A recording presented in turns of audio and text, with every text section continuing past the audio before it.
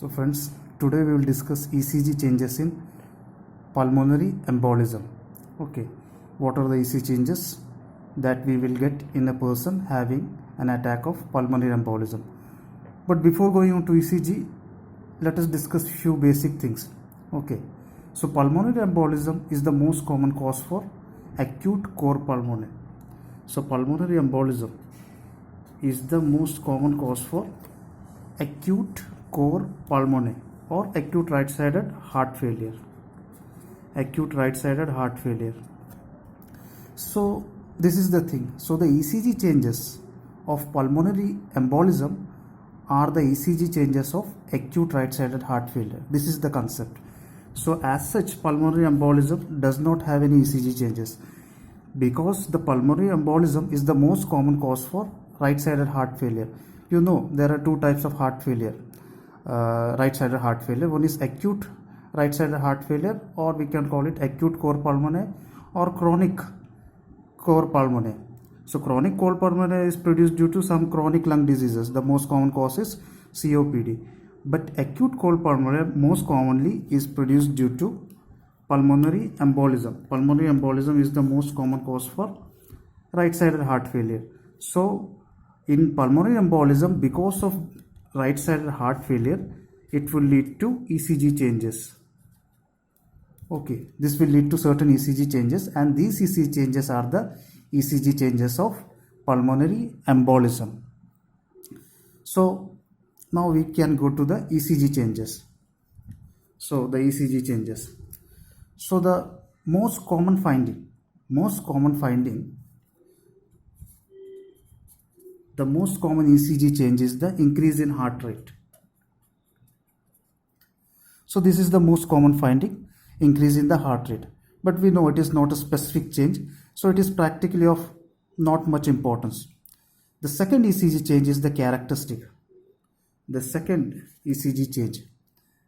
This is the characteristic change of pulmonary embolism, and it is called S1Q3 T3 pattern.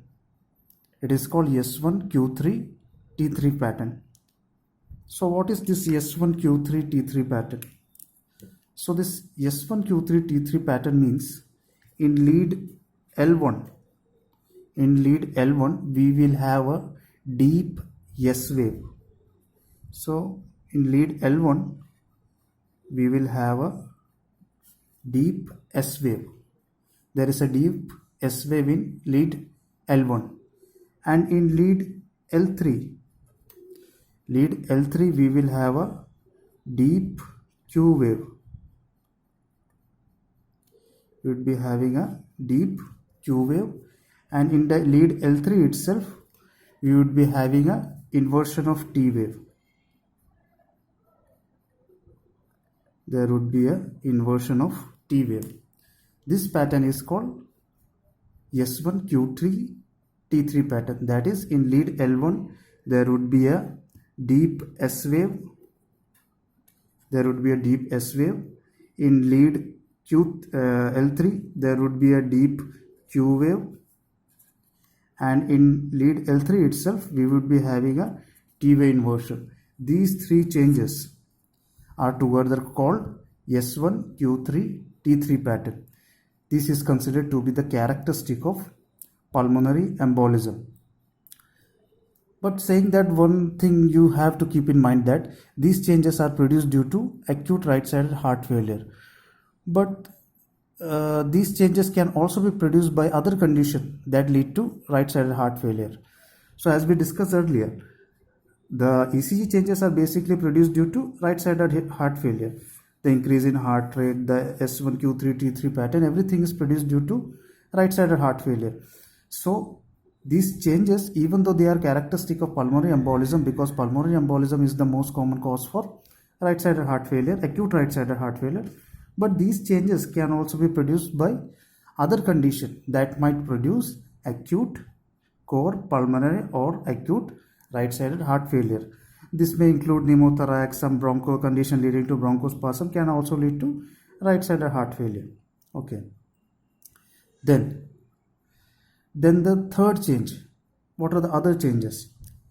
So in order to understand other changes, we have to go to the basic pathophysiology of right-sided heart failure. What happens in acute right-sided heart failure? So to understand the remaining ECG changes, we have to go to the basic pathophysiology of acute right-sided heart failure or acute core pulmonary. So in acute right-sided heart failure, there is acute right-sided heart failure lead to acute right ventricular dilatation. So this is the basic pathology.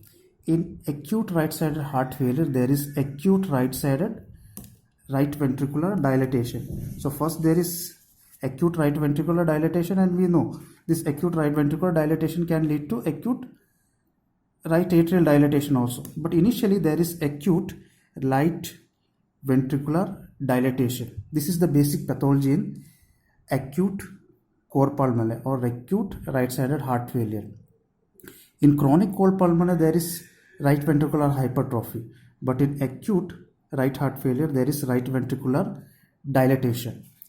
So this dilatation may be due to increase in heart strain, right-sided heart strain may be due to increase in pressure, increase in volume.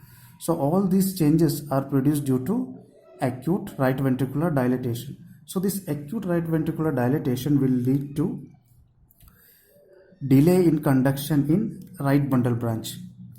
So these changes, acute right ventricular dilatation, will lead to delay in conduction in right bundle branch, and this will eventually produce the third ECG change, that is right bundle branch block. So this is the third change, right bundle branch block. So the first change is the increase in heart change, which is not specific.